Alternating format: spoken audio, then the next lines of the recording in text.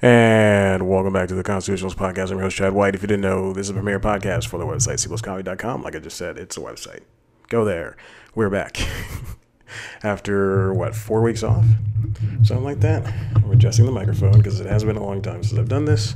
So I decided to change up the way things look a little bit. I moved the A-cam to... This does not sound good at all. Let's see. Hello. Okay, even better. I'm sitting in the position I did not want to sit in. We're back. I took 4 weeks off of this show. Didn't want to continue doing it. Got to be plain, simple, and honest. Constitutionals is hard. Let me just say that first of all. To the dozens of listeners out there. Putting this show together... or getting the want to do it, especially after struggling putting out poor episodes of the news time. I just have not been in it mentally for the past couple of months. I think we all know why, and we're just gonna avoid. But at least I know, and at least I'm trying to tackle it, or tackle my creativity. I'm looking at, there's the closet in this second bedroom, which is the office of C Plus Comedy. I'm looking at the clothes in there. I'm also looking at some stuff I need to donate. And currently, I've donated a lot of stuff. But currently, there's 2 plates. I got a whole new plate set. Oh, God. Guys, things have changed.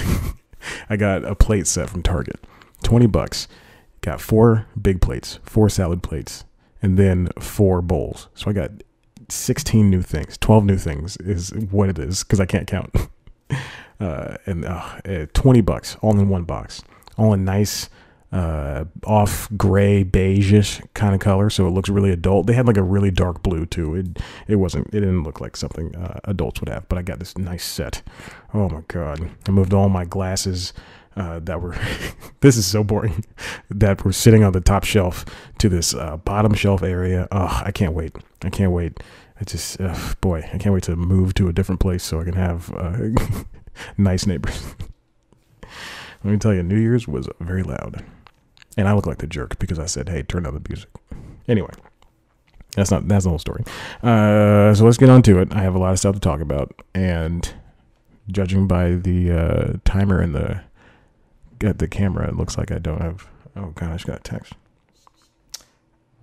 Okay, anyway. Just ignoring it. Let's go on with the first thing. Some of these are stories I want to talk about, and they're also from 4 weeks ago. Real talk. There was an episode I was planning to do one the week prior, and I did not. The episode prior to this. So this is for last week's episode. This is also very late, but still, I was going to do one the week prior. I ended up not doing it. So some of these stories are from there, and some of these stories are from the other side. All right, I'm peeking. I don't know why. Let's get into it. I'll just go over this really quickly, and they'll be in the notes. This is from the New York Times, written by Ben Cesario. A big change comes to Billboard's album chart YouTube streams. So a long time ago, I think I've talked about how Billboard is counting a various amount of things in order to boost music listens, I guess. And it takes, for streaming, I think it's something like 1,000 or 1,200 streams of a song equals like 1 listen of the album or something like that, something crazy. So now YouTube, which is a big player in music, is now a part of the Billboard chart system, which is good. This is just something that should have happened a long time ago, because it's Spotify, Google Play Music, Apple Music, Deezer, Pandora, all that stuff counts. Tidal, all that stuff counts. But where do most people listen to their music? If they just if you type in oh God, I couldn't even think of a song. I got 5 on it. There we go. And what comes up first? Usually a YouTube clip, or the song, the lyric, or the YouTube clip. And Google got in trouble a couple weeks ago with Genius because Genius had enough of Google stealing their lyrics. Anyway, big changes, very interesting. I wish I could go more on topic with it, but I've only got half an hour. Next thing's up, kids YouTube changes. There are changes coming to YouTube, or they already happened again a couple weeks ago. So a couple years ago. This is from Vox, written by Rebecca Jennings. The golden age of kids YouTube is over. Good. So YouTube recently changed the way uploads work. You can't monetize kids' videos, I don't believe, and you have to tell if your video is for children or not, or if your channel is for children or not. For a long time, when I was uploading News Times and not this show, for I think it was like maybe 1 or 2 months, you had to specifically, they didn't have a button where you could say my channel's not for kids. You had to specifically say every single video you upload was not for children. If your channel's not for children, this channel's not for children, obviously. And by for children, I mean stuff like Sesame Street. You're doing kids songs, Peppa Pig stuff. Peppa Pig's huge all around the world, so that's why I mentioned it. Baby Shark, kids songs and nursery rhymes. Anyway, it's I mean, yeah, it's supposed to ward off, and then I think there are no comments or something. I don't know. They're doing something with comments. It's to ward off pedophiles and to make sure kids aren't being subjected to watching things. Because sometimes there were videos that like look like kids stuff, and they said they're for kids, but then there would be something scary or dark and disgusting and depressing inside the video, inside the content of the video, and kids would be scared, which is not good. So this is why YouTube and Google finally tightened down on this stuff, which is something that needed to happen. Which is, why didn't it happen before? The reason, and if you're watching the video, and you're wondering, you see sweat stains at some point, and you're wondering why I'm wearing joggers and a shirt that I probably work out in, it's because I just got back from a walk. And I went on a nice walk, gave me about 7,000 steps because I've been watching TV all day. I went to, if you're from Atlanta, I live near the Beltline, the East Side Trail, which is where rich white people live, hipsters. And I was so frozen that I looked at the monitor and I thought, oh my God, did the camera freeze? And it's where rich white people live. And it's a trail, man-made trail where you can just walk and you can go to restaurants and all this stuff, or you can just go for a walk or a run or a bike ride or whatever. But I went to the South Side Trail, which is where the black people live. Kidding. Which is an extension of the East Side Trail. Eventually, they're all going to connect. There's a West Side Trail, and then that's going to connect to a trail in Buckhead. And then the Buckhead Trail, and then all that stuff's going to connect to a trail that goes to Alabama. I swear to God, it's a thing that's happening. I promise you. Every time I tell somebody that, they say no, that's not how it's happening. And I bring up this article I saw on Curbed, Atlanta.curb.com or whatever. Anyway, kids videos. There you go. I'm still very sweaty from this walk I just took. It was an hour and 7 minutes by myself. Everybody else was dressed better than me. Had dogs and families. I was just alone, wearing my Beats. Not this headphones, because that'd be weird. Next up, Apple. Richard Plepler. They're in business together. Richard Plepler. He's the guy who used to be an HBO boss. He left after AT&T bought it. Because after AT&T bought, what do they call themselves?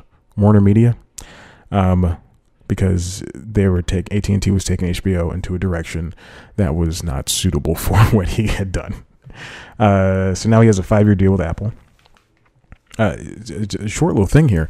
Oprah Winfrey this past week she was touted as one of Apple's biggest gets, and she was doing a Me Too documentary, and she dropped out of the documentary because over creative differences. I think with Apple now a big player in this industry we call showbiz. It's a podcast reference. And this, with Apple now doing this, you're going, and I know they want to have a tight grip over everything. They're going to have to be a little bit more loose with what they're doing. This is why I think they should have just went into producing instead of putting out a whole streaming network, because there are going to be things that people want to do that even the richest company in the world, they're still a little bit conservative in terms of what they put out. So I think this is gonna it already backfired for them, and I won't be surprised if the Steven Spielberg thing doesn't go through. He's doing amazing stories. I think they're already shooting like 2 seasons, so that might be wrong. So I might be wrong. But I wouldn't be surprised if bigger people dropped out. No offense to Apple. I got an iPad. I got a new iPad Pro. And Apple, if you got a new device within the past, I think like 2 years or something, they'll give you free Apple TV Plus for a year. So I got Apple TV Plus. Prior to that, I got the free trial for Apple TV Plus. Saw the morning show, not good. But now I have Apple TV Plus, so now I can check all this stuff out for the next year. It sucks because I got it like 2 weeks before Christmas, and then I deliberately held off on the trial because I wanted to get the trial in the new year. I signed up for the trial, and it like retrofitted back to November, to when Apple TV released. So from November 7th, I have until the trial. It doesn't matter when you got the trial. It's just you got the trial and you're going to get it from the day that everybody else got it for free. Anyway, so now Apple signed a deal with Richard Plepper. He's gonna bring them some great shows because that's what he did for. I want to adjust the gains here. He did for just went in the opposite direction. I was like, what? That's what he did for HBO. And one can assume that's what he's gonna do. That's what he's gonna do. That's what he's gonna do for. Oh, sorry. What he's gonna do for whatchamacallit. What am I doing right now? Okay. All right. So we'll see how that pans out. We won't see but it's a very good write-up that was on the New York Times, written by, shoot. I will not change this show. I will not curse on the show. John Coblin, who wrote it. But wouldn't it be nice for me to curse on this? Oh, I also made a new portfolio site. You can go to chadcwhite.myportfolio.com. Check out my portfolio, please, and hire me. Give me a good TV job. Next up, IGN's review scale gets a little bit simpler. IGN, they've been flirting with the review scale of doing, what was the first review scale? I think it was years and years and years ago. They used to do like presentation, gameplay. They used to get all that stuff out and give like numerical scores to that, like out of like 1 to 10 on a 100-point scale. And then they would add all that up, and then that would be the score for the game. And then they moved to just a regular 100-point scale for a game in total. And then they moved to 1 to 10, and then they moved back to 100-point, and now they're finally at 1 to 10 again. So there you go. And then Dan Stapleton, who is the executive editor, I believe, at IGN, he wrote this piece up called Announcement: IGN's Review Scale Just Got Simpler. So they're just going to do the same thing for everything. So they're not going to be giving out 7.1s or 8.9s or even 6.5s. They're going to be given 1s, 2s, 3, 4, 5, 6, 7, 9s, and 10s. That's nice to see. It's been 23 years. IGN's 23 years old. Wow. I'm older than IGN. Again, reviews are stupid, so take that as how you will. When we come back, College Humor, massive layoffs, women in film, whites in film. We'll be back after this. Hey, everybody, welcome back to the show. Oh God, I forgot how to put these headphones on. I haven't done this show in so long, but I use these at work, so I don't know why I forgot how to put headphones on. See how high my hair sits? Like, it sits above my head, and then like when I wash my hair on Mondays and Fridays, it leaves a dent. So then like I have to bring my twister to work. It's really involved. Hey, listen, let's talk about College Humor. So College Humor is a website that used to upload videos and articles. And it truly is College Humor. It was just like not dirty, but like funny, geek out, gross humor. If you know what College Humor is, whatever. Over the past few years, it's had to go the way of every other online comedy company, which is to YouTube to upload its videos. They used to have their own player, but now YouTube is so easy. But you don't want to give money to YouTube. That's the thing. To Google, that's the thing. That's why you have your own player. That's why IGN has their own player. That's why GameSpot, New York Times, Fox. That's why they all have their own players. You build your own player. You put your video up. You don't have to give money to anybody. Anyway, so now for College Humor, if you go to collegehumor.com, it takes you directly to YouTube. They barely even have a website anymore. Now a lot of people don't have their jobs. This comes from Meg Wright at The Vulture. Almost everyone at College Humor has lost their jobs. This is, before I get started, let's see. Splitsider was bought by Vulture. So that's a comedy website bought by Vulture. Comedy news site bought by Vulture. So I don't think a lot of people lost their jobs in there. Also, I don't think a lot of people work there. Funny or Die is consistently laying people off. Above Average, I haven't seen their work in a long time, several months. Let's see. UCB is always, Flippy Flirty. That's a good title, too. Flippy Flirty. We'll see. Okay. But now, College Humor, which was owned and operated once by, who's the guy who is married to Allison Williams? His name is Ricky. But now Sam Reich, who's been there for REICH, has been there for as long as I can remember, probably the entire time. But Sam is a very funny guy, very nice guy. He is, the company is like a lot of these online, companies. They were sold to a bunch of different mega rich companies that would just pay to keep them afloat, essentially. So now Sam Reich said that IAC, their parent company, is no longer financing them. So 100 plus people lost their jobs, and I think there's only 12 people. So they closed down the New York office, and I think they still have an LA office. And I think there's only 12 people that still have jobs. So the only way to support them right now is to go to Dropout, which is their online subscription service where you get all their shows early, unedited, no bleeps, and a bunch of exclusive shows as well. You might know College Humor from Jake and Amir, the College Humor Show, the other College Humor Show that was on. There's one, I think, on Spike, another on MTV. I don't remember. But I remember I watched them all. And Jake and Amir, who are no longer affiliated with them, but, still. It's all the same thing. So, let's see. Yeah, Funny or Die was one of the things. Let's see. A bunch of things. So, there we go. Wait, hold on. College Humor's staying power was partly thanks to its attempt to adapt from a place for new comedy talent to experiment to a home where that same talent could make the leap to television and other projects without leaving. Adam Conover's True TV series, Adam Ruins Everything, for example, is based on College Humor. Okay. So very sad. I hope everybody lands on their feet and is able to get a job. I understand how difficult that can be because an entire comedy network was shut down. It's frustrating.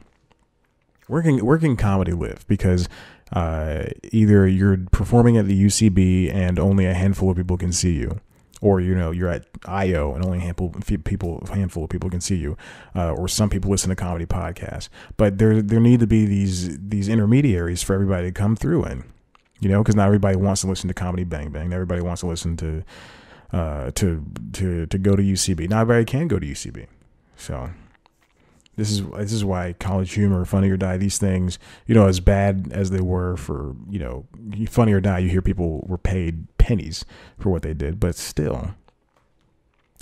These next couple are about females in film. This comes from The Wrap. Women directed record 12% of the top 100 grossing films in 2019, study finds. This is from Tom Geyer. I couldn't read. It's such a record 10.6% of the directors of 2019's top 100 grossing movies were women, directing 12% of Hollywood's biggest hits last year, according to a latest study by Stacey L. Smith and USC Annenberg Inclusion Initiative. That's my favorite. It's my favorite study. I love it. That's the best gender representation when it started counting in 2007. Though the overall percentage remains 4.8% across all 13 years of the research. The top-grossing female filmmaker was Jennifer Lee, who co-directed the year's number 4 domestic box office hit, Frozen 2, with Chris Buck. That's the thing. That's a qualifier. There's with Chris Buck, and I assume that's a white guy who also works at Pixar. At least I got the job. Yeah, I know. So many movies that were directed by women. Abominable. Queen and Slim, Little, the movie Little with Marsai Martin, I think that's her name is. A Dog's Journey, Harriet. Oh my God, I'm so happy for all these women getting these jobs. Over the last 5 years, the researchers found that the percentage of female directors was at the top 8 Hollywood studios was 9.8%, with the highest percentage, 15%, coming last year. Only 35% of the 40 slates included a woman of color as director. By comparison, 20% of Netflix's 2019 directors of U.S. fictional films were women, the study found, and the pipeline for upcoming directors also looks promising, with women directing 34.5% of the feature films in the U.S. dramatic competition at the Sundance Film Festival between 2015 and 2019. Wow. Those are great numbers. We can only go up from here, hopefully. Jesus, because in a couple of stories, you'll see that we go down. This also comes from the rap written by Humberto Gonzalez. Record number of top films had female protagonists in them in 2019. A little picture they got there is Saoirse Ronan from Little Women, which is a completely white movie. And Star Wars, old girl from Star Wars. I don't know who that is. I think her character's name is Rey. Her name is Charlize. Women made unprecedented gains as protagonists in top-grossing films in 2019, according to the latest It's a Man, Celluloid World report released Wednesday by Dr. Martha Lawson, executive director of the Center for the Study of Women in Television and Film at the San Diego State University. The percentage of films featuring female protagonists rose from 31% in 2018 to 40% in 2019, reaching a recent historic high. 43% of films featured a male protagonist, 17% had ensemble. 17%, excuse me. The study defines protagonists as characters from whose perspective the story is told, blah, blah, blah. In 2019, so I guess Avengers did not pass that.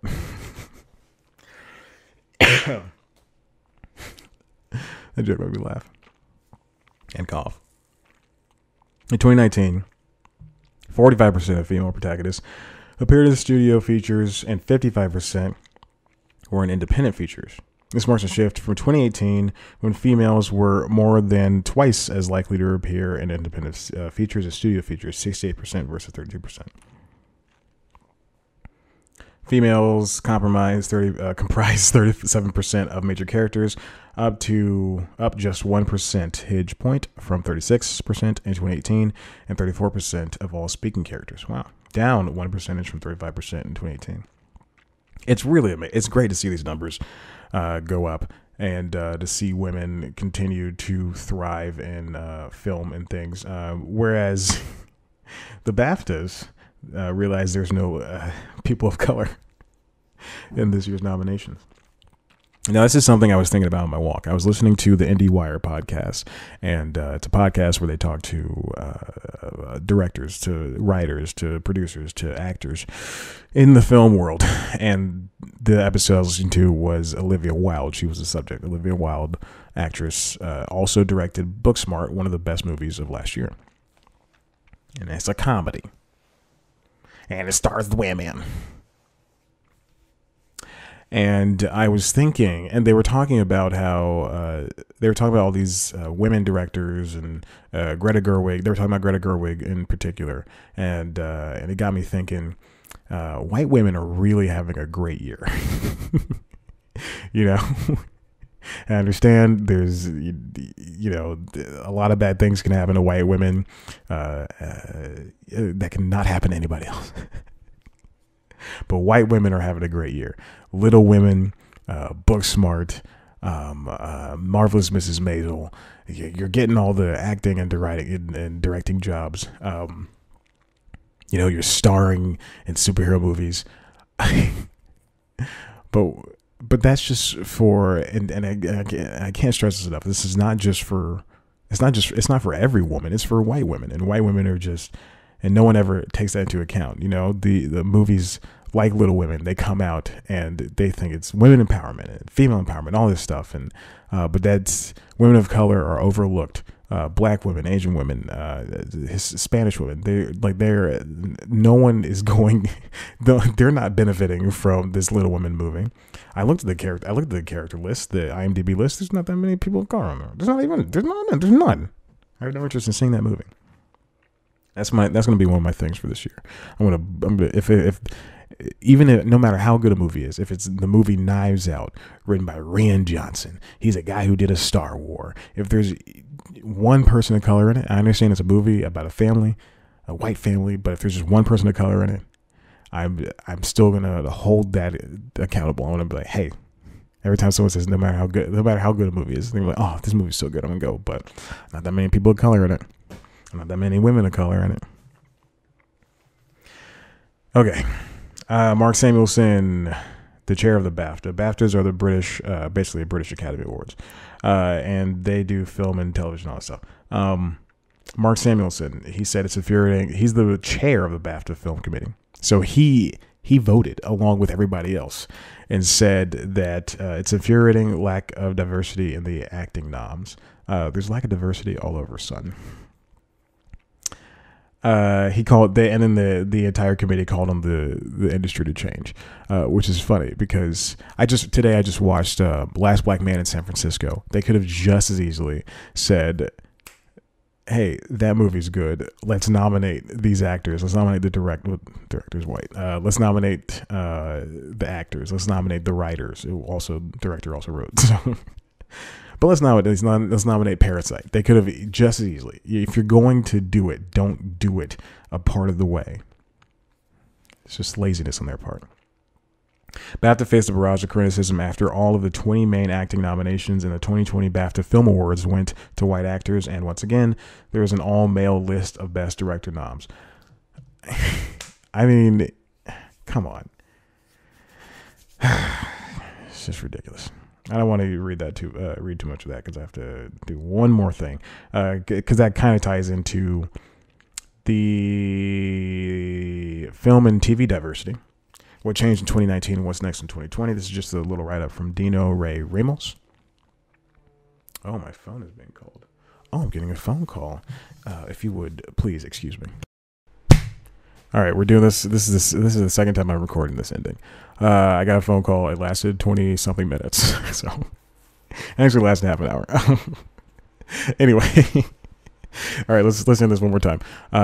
Listen, if you like Where's Jared, if you're Jared, head on over to our website, cpluscomedy.com. I'm not going to do the last story. It's diversity in film. It's gotten a little bit better.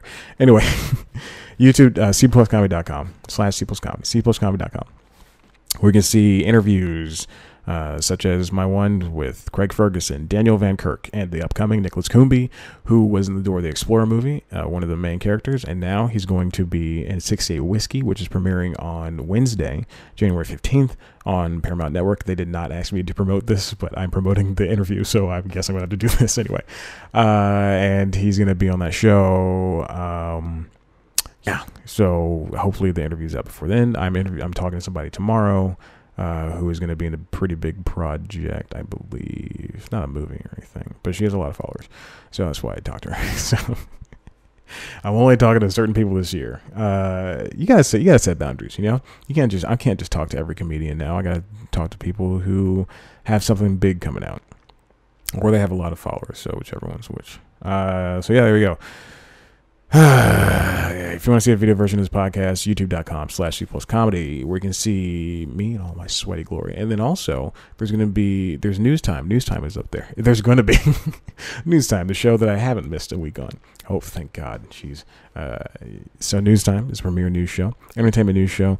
Take a big story and break it down for all of us people who just don't know about it in the entertainment news world.